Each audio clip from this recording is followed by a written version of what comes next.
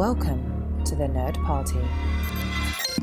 Hi, this is Nick Anastasiou, story editor on Star Wars The Clone Wars and Star Wars Bad Batch. And you are listening to Aggressive Negotiations.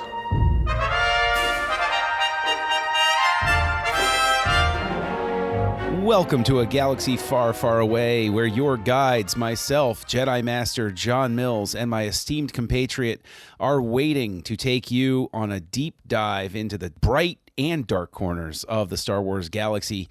And that companion on this journey is my dear friend, Jedi Master Matthew Rushing. Matt, of course, welcome back, all that stuff. How you doing? What's the stock prices? Have you bought Bitcoin or Galactic Coin? Palpatine. Ooh, would Palpatine coin have been a thing? And go.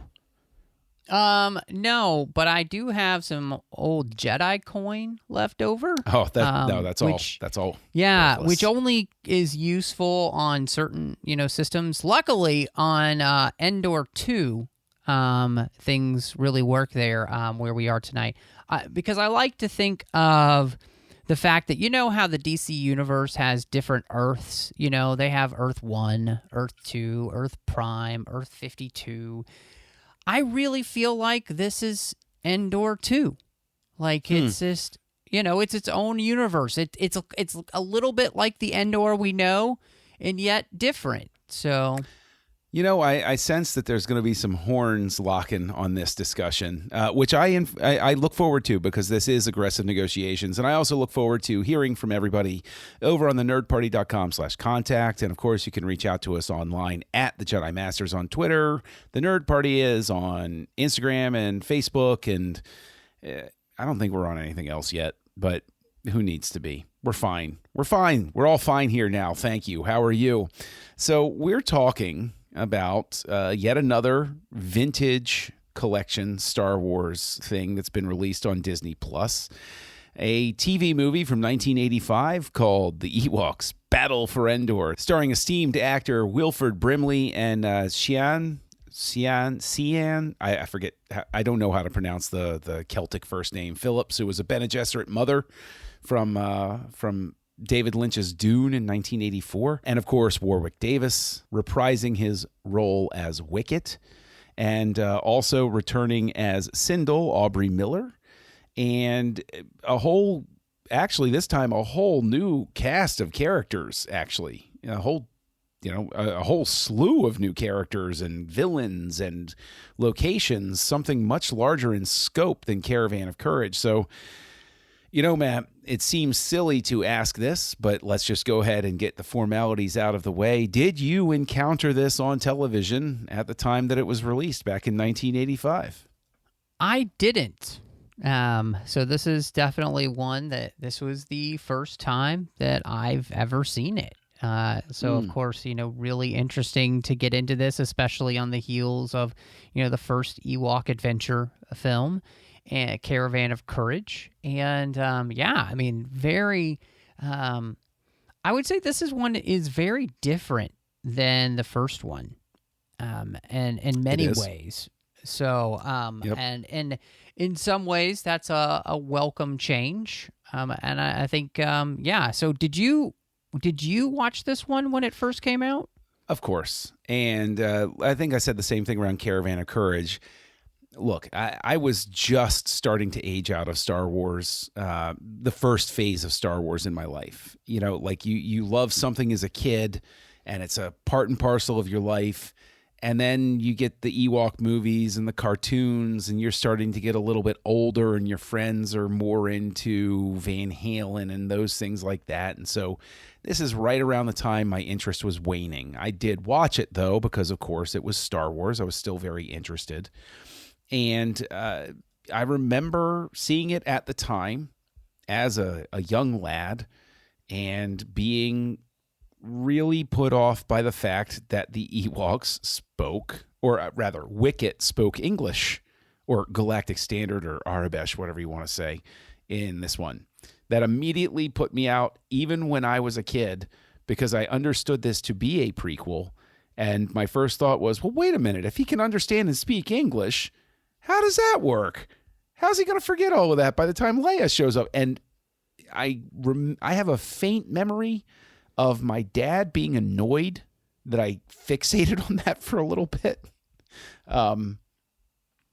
But enjoying it overall. Wasn't nuts for it, but I thought I was like, okay, like if this had been the first Ewok movie, I think I probably would have reacted better. Mm-hmm. It would have kept my attention better.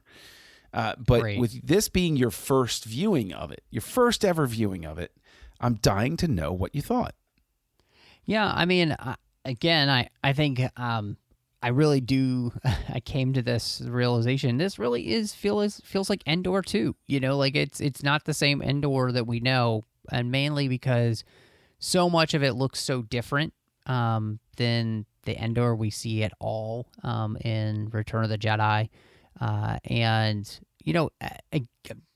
kind of compartmentalizing definitely helps. I think the film for me in my mind, that these are not the same places. It's almost like it's a story based on the place that we saw.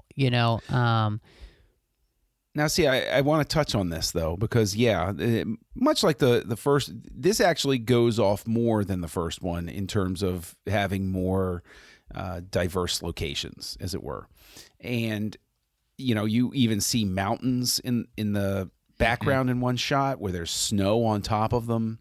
Mm-hmm. And we've always approached Endor from the perspective of, the forest moon. It's all a giant forest because the original trilogy of Star Wars was known for the single biome location.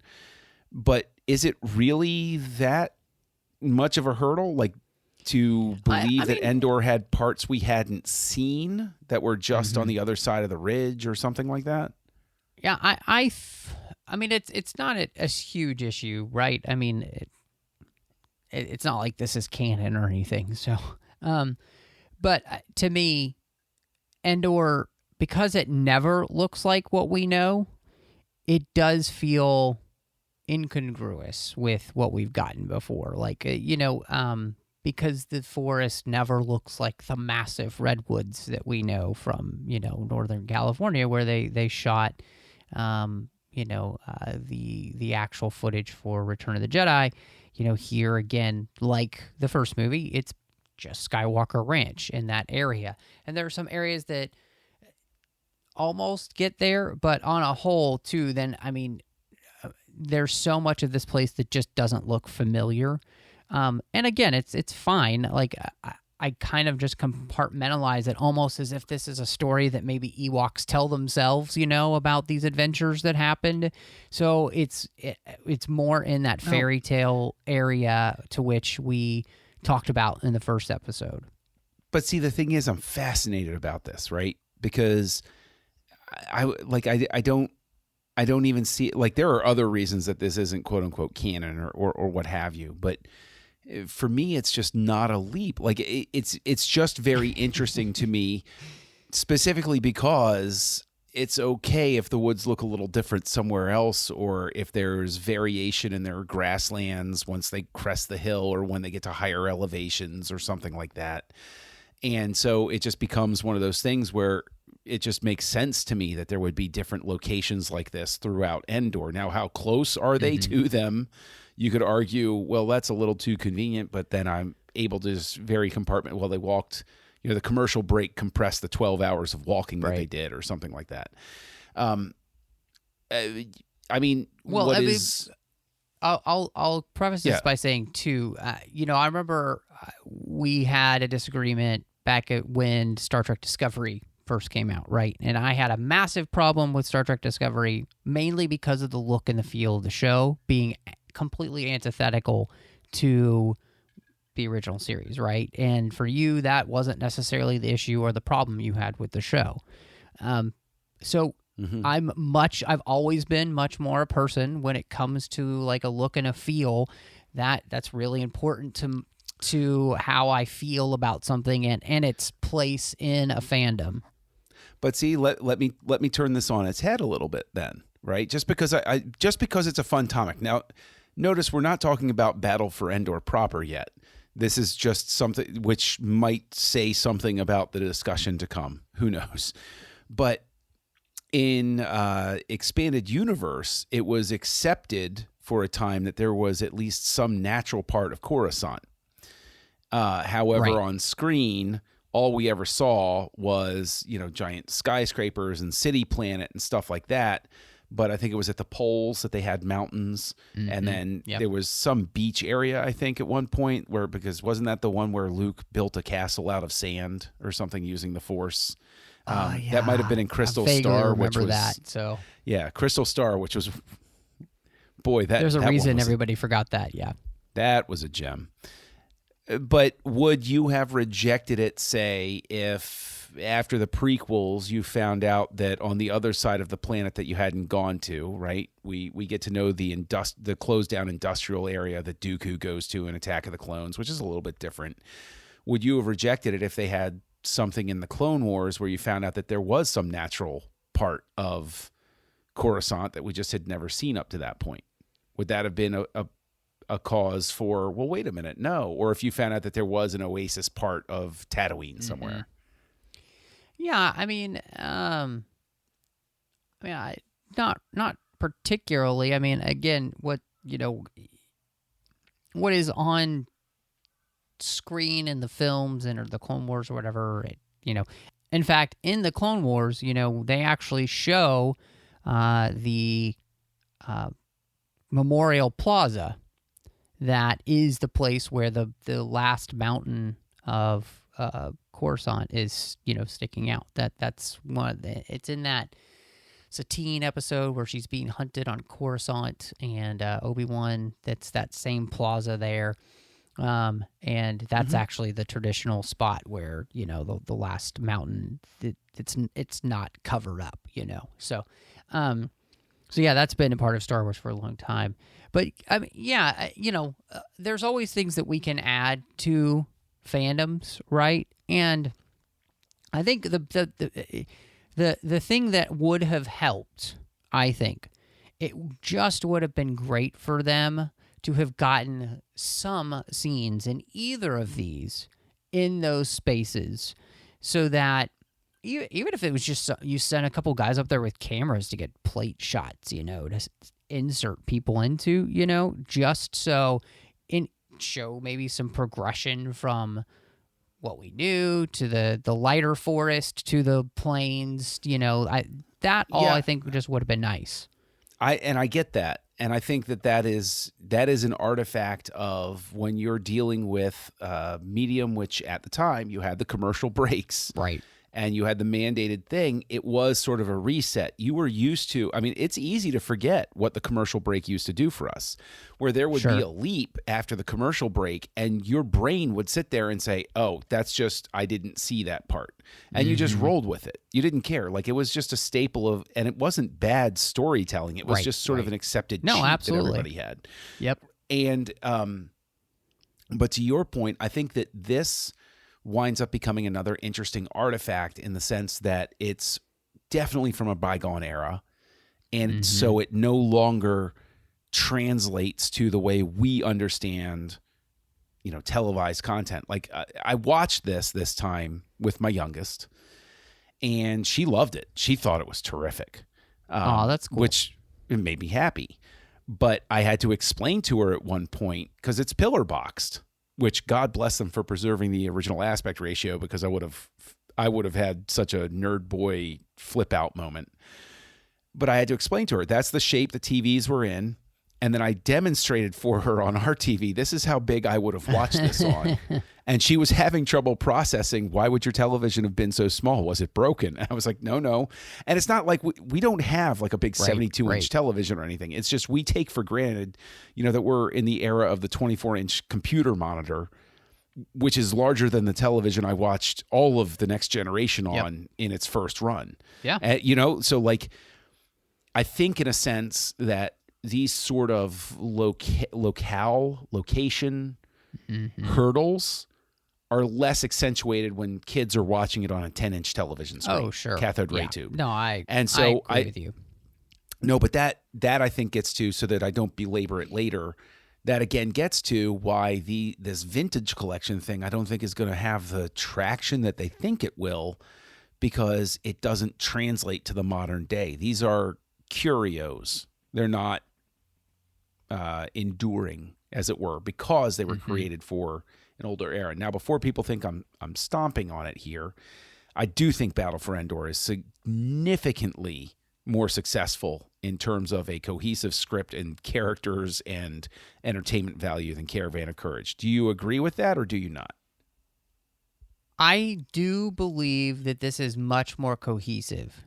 It feels more like something that fits better. Part of that is this is shorter by about 12 minutes or so. It's like 136, I think, in length instead of like 140 something. So 145 or whatever. So, with the credits and everything, it's definitely, probably 130. So that's much better. And the storytelling is much more linear, much more progressive, in the sense that it follows a great progression for the story. There's never a moment where there's too many scenes where you're just like, why are they doing this scene? It just feels like the worst filler. None of those things where I had an issue, with the first film really translated to this one as much. So all credit to them for being able to find a way to make a much more cohesive story, which, I would definitely just say I would watch this over Caravan of Courage anytime, just because of that. It definitely seems, because one of the things, you mentioned about Caravan of Courage was Lucas wanted to do like a 30-minute show, a substantially shorter show. And the network was like, no, we want a full thing. And so there's very much that sense of stretching. I think that probably Battle for Endor benefits from the fact that they said, okay, this is what we're doing, so right to that. I think the production value is also better. I think that the design is, there are so many things I looked at and I said, oh yeah, that's definitely Joe Johnston. Oh yeah, that's definitely a character sketch that he used and stuff like that. And so things felt more organically, a part of the galaxy far, far away, as it were. And an observation that I wanted to get your thoughts on, friend of the show, Galandra1 on Twitter, shared his insights that this is sort of a proto-Willow. This is sort of a rough sketch of what Willow was going to become. And so I watched it this time with that in mind, and I wanted to know whether you agree with him about that or if you think that he's off base. I do think there's some truth to that. It does almost feel like, in some ways, this story is, being played out. And what's interesting is that, because, you have the little girl who gets stolen and, the Ewoks and everyone have to go rescue her and everything. And so there is a part where you could almost tell that part of the story was lifted and put into Willow in some ways, or just accentuated. Yeah, I mean, I once he said that, and then I watched it, it definitely made sense, having covered Willow for the 602 Club last year. So, and it is interesting because, Lucas is definitely somebody who does that too. Obviously, he did THX, right, his student film, and then he did his, like full version of THX, for the studio. And then, of course, Star Wars becomes this thing where, he does a story and then he just expands on that. And so he definitely is somebody who's not afraid to play around with stories and refine. And this being, I guess, Willow, 0.05 is, yeah, I think that works. So, yeah. I mean, you have the big fearsome general, you have a witch, you have, I mean, would we call him fearsome? For what it is, yeah. I mean, this is very much the production feels very much like the type of movie Disney used to make live action. It really does. It feels like the stuff that you used to see on Sunday nights for the Disney, the Wonderful World of Disney movies that they would throw out there, or the Don Knotts stuff, where it's threatening in a kid-friendly sort of way. It's not like Darth Vader, who's going to thrill or terrify even adults. It's that gruesome monster general who's rough and tough and tumble. So yeah, I definitely think the general's name was Tarak. Yeah, Tarak, I think, does fit the bill with that. What's very interesting, though, is I was so interested by the fact that they used these masks as opposed to trying to do makeup and a blend, and I'm guessing it has to do with cost. But yeah, I mean, I thought the character designs were pretty effective. I think that for a kids movie, these villains are extremely effective and fearsome. I know that my kid, she wasn't scared of them, but she knew bad guy, and she get the bad guy. And, when he's basically burned into a statue of cinder, that's pretty intense, A statue of Sindel. Yeah. Well, not. Yeah, I mean, I do. I think that this is, I think that Wilford Brimley as the frontier settler, the reluctant hero, that's very much got that Western vibe to it. I think that it's got, actually, I got to ask you, the quote-unquote Jar Jar character of this is Teak, the fast-moving little cute fuzzy guy. What was your reaction? Was he an annoying character? Was he a good character? Did you get a chuckle out of him at all? I think I'm just kind of so used to those characters being in Star Wars, that I didn't really have a negative or a positive reaction. I was just like, oh, okay. I didn't have a strong reaction to him one way or the other. I will say, for the most part, I think they kept the annoyance level for him very low, which is impressive, for that type of character. And he doesn't make really annoying sounds, or, he doesn't really talk, so there isn't a lot of annoyance. And his speed and everything they used effectively, I think, in the story as well. So all in all, I think he's a relatively, of all the new characters I think we get in here, he might be the most successful, I think. So let me ask you, because this always becomes a very fraught topic for people, especially those of us who are parents and everything. In the very beginning of the movie, Sindel's family is murdered in front of her. Do you think that's a little intense for this, or do you think that's, just par for the course for the fairy tale? You're going to see, the central character is going to see their parents murdered, and that's just going to be what it is. So they didn't do a good job of making it clear, like, that her brother dies, because, her brother pulls the mother into one of the huts, and then you never see whether or not they actually die or not, and then we just assume that they're dead, and I kept expecting them to come back. So it's the lights go out. Remember, they have the bracelets that right. I know, bracelet and the lights go out. But I didn't necessarily expect that to be the case, to be truth. Again, I just expected them to come back later, because we didn't actually, see them die on screen the way we did basically her dad. So I kind of expected at least her brother to come back at some point.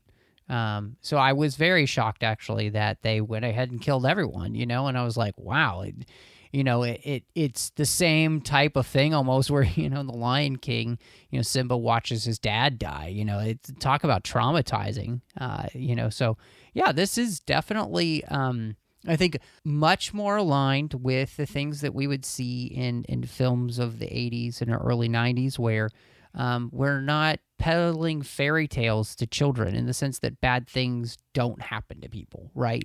And in some ways, I think I really appreciate that they're willing to go there. Again, she's not really good enough to pull my heart with actual emotion.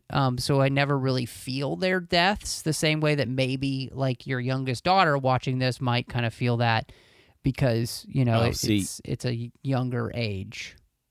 See, I'll say that I'm a very easy sell for that sort of thing. Like Sunday morning. So the scene where the dad is telling her, hey, you remember that story I told you about, the baby bird had to leave the nest, and you have to go on your own. And he's basically telling her, in his own way, I'm not making out of this. You got to go. You have to leave and grow up now. A scene like that, especially when it involves a father and a daughter, that'll get me 100% of the time. And I thought that scene actually played really well. It's probably more a testament to the recast father is it's Paul Gleason, the principal from the Breakfast Club. That's probably his most famous role, but he is very good. They don't bother recasting the mother. We never actually see her face. She's laying face down on the brink of death when we see her. And it's like, I guess they just couldn't get her or whatever. But just in terms of the story progression, do you think that trauma is... Do you think that they were just trying to wipe the slate clean so they could have this more straightforward story? Or... basically, does this feel like a cheat to hit the reset button, or does it feel like a natural way to start the story?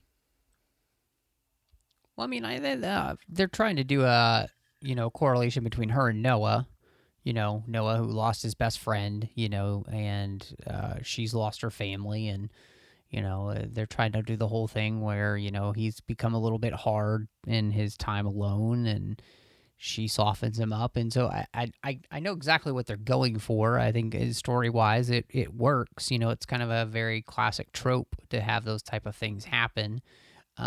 Again, I don't think it's really successful. Part of that is that, sadly, Wilford Brimley acts down to the level of Aubrey Miller, and that's really bad for the role.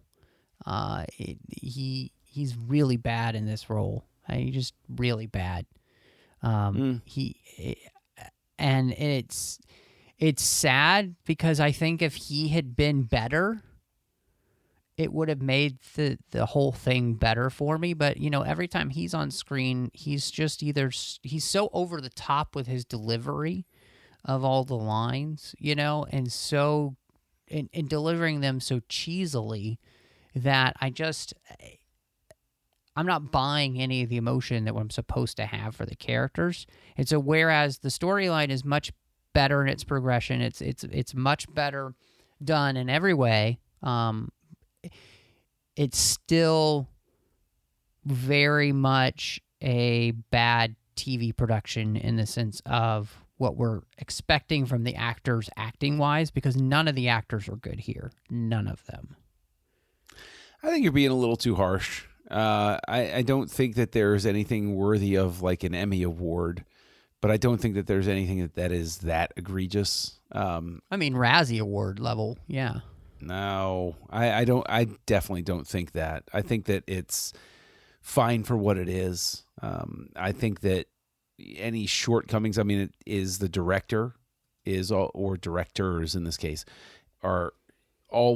directors are always responsible for the performance that the actor gives, like how well they work with them, how clear the direction is, those sorts of things. It's very rare that you're going to see an actor, you have to see somebody who's like a, Pacino at the top of his game sort of thing, where it's like the director, regardless of how good the rest of the movie is, the director just knows to get out of his way and just let it happen. So I'm not as harsh on the acting. I think that this is a fun sort of thing. Again, I think that the biggest challenge here is that this would have worked better as a series, or a mini series, or like 6 episodes of about a half hour each, to just hit it in those sort of story arcs, those little mini story arcs. So it feels almost like this is on the cusp of Lucas and company figuring out the right way to tell a story in the different medium. They've told 3 massive successful films, but they're trying to downscale now and do something a little bit narrower. And I think that is probably the struggle that we're seeing, in the final product. I think to me, I would say if you had just made this an hour, it would have worked much better because you would have cut there. As I said earlier, it does feel much more organic and that's flow, but there are definitely still plenty of scenes that you could trim like crazy to get this down to an hour, and it would just hum much better in the sense of like, you wouldn't feel like there's any lag whatsoever somewhere. None of the scenes feel completely unnecessary like you had, I think, in Caravan of Courage. But I do feel like there are scenes here that just kind of drag on because, we have so much time. We're trying to fill up for, what the ABC wanted. So I think an hour, I honestly, somebody could recut this honestly, and I think it would work, Yeah. Better. I could see that. I don't think that there's too much else. I think that the matte paintings are obviously better than any TV movie deserves. The production value basically, I think, is better than Caravan of Courage. I think that it's a little bit more confident. But I think that the challenge here is, you're right, this could be cut by another half hour. Some of the stuff truncated, refocused. I don't know if a half hour really could be cut out, but some could be. And I think that it's very, I think the biggest hurdle with this is that it's very rote. The story beats are very sure expected. You're going to do this, then go to this, then go to this, then go to this. And it's like seeing an old magic trick. When we go to the movies, we see the old magic trick over and over again. And so we just have to judge the magician based on how well they pull off the trick. We know how the trick is done even, and we're just playing along and going with it. Yep. And so, it's just how well did they do it? So the inevitable question here, 2 inevitable questions that I love to ask for these vintage things, is the second one. I'll ask them in reverse order. The second one, the last one I want to get from you, is your rating out of 5 stars for this. But the indelible, unavoidable question that I want answered first: will you ever watch this again? I don't think so. Unless my wife maybe wanted to see it, which I could never see her wanting to see this. I just don't think I'll ever watch this again. There is not a reason for me. And I find it, it's been a fun process to be able to go back and watch these, just to kind of fill in the gaps. It's kind of the reason, I'd be interested in watching, like, as just a project, Howard the Duck, just to be fascinated to see the things that Lucas has been anyway a part of, right? Just because, I'm a Lucas fan. So, but it's not something to which holds my attention enough to ever really want to go back and watch again. So what's the rating out of 5? Honestly, it's the same as the first one. It's 2 out of 5 stars. Even though this is slightly better, I still couldn't give it 2.5 out of 5 because that's still half a good movie, and this is not quite half a good movie. Maybe this is like 2.25 or like 2.05. You are really parsing it here. But it's just I really struggled with this, and you pinpointed, I think, perfectly why, is because this one, unlike the first one, is so much more familiar, that in the sense of the storytelling structure, that in many ways that's what meant it couldn't go any higher. It's like they were never going to make this, better than other things I've seen with these same type of storytelling elements, which is,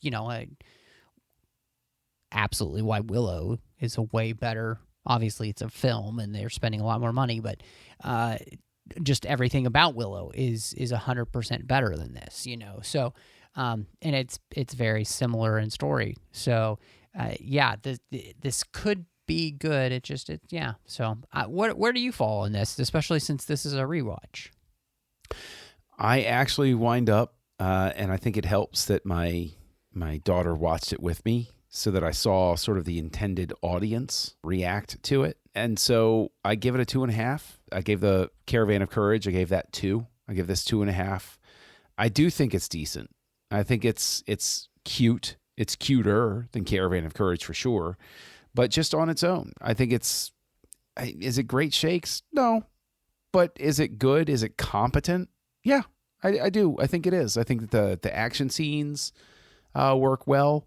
I think that there's a very well delivered message for young kids to understand. It doesn't shy away from the idea that the people you love are going to die, and you're going to have to figure out your way in the world from there, which of course is a major theme in Luke's life, in the original Star Wars. But will I watch it again? Only if my daughter wants to. If my daughter says, I want to watch that Ewok movie again, although she kept calling them Wookiees, I had to keep correcting her. I was like, no, Ewok. Wookiee tall, Ewok short. Yes, it's, So I wind up just in that non-committal range where it's okay. Kind of dig it, but I don't love it. And that's fine. It is what it is. So, yeah. Well, if anybody wants to steal your power source and have you use your magic to explain to them why you gave a 2-star rating beyond what you've said here, where can they reach you online? Well, you could burn me at the stake on social media, as is the only reason we go on social media these days, right? True. Matt Rushing 02, and the social media platforms. Just search for that. If I'm there, you can follow me. Would love that, and love to talk to you. You can also find me here on the network. Wrapped up Owl Post with Drea Kaufman, as we talked about every single chapter of the Harry Potter series, one chapter at a time. You could find me over on the TFM network doing a few shows. One is called the 602 Club, talking about all of the fandoms we love, not just one. Lots of Star Wars talk over there. Lots of times John Mills is dropping in to talk things with us. It's so much fun. In fact, in the same feed, we did Snyder Cuts together as we talked about everything Zack Snyder had directed, which was a blast as we made that journey together. And we still got one more show left in the hopper for that as his new film comes out soon. So, and then Literary Treks, as well as The Orb over there. Literary Treks is about the books and the comics of Star Trek. And then The Orb is about Star Trek Deep Space Nine. So, John, if people want to catch up with you and see how you found your way towards that extra half star, where can they find you? Nobody wants to find me. I'm as deeply buried as Wilford Brimley's starship that absolutely nobody saw on Endor all of those years. You can find me as Kessel Junkie if you want to, KESSELJUNKIE. I encourage you to connect with me over on Letterboxd, where honestly I have the most fun on social media right now.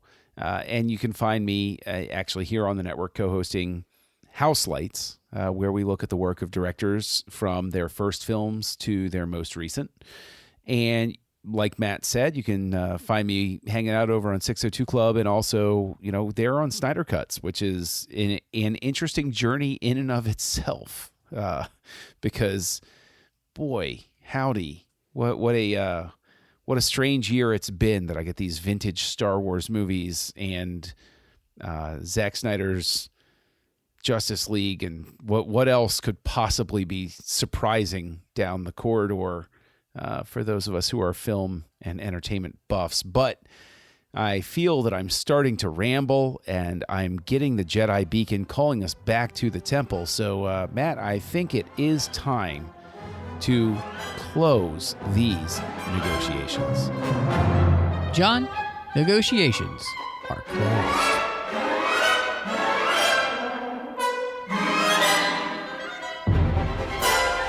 Join the revolution. Join the Nerd Party.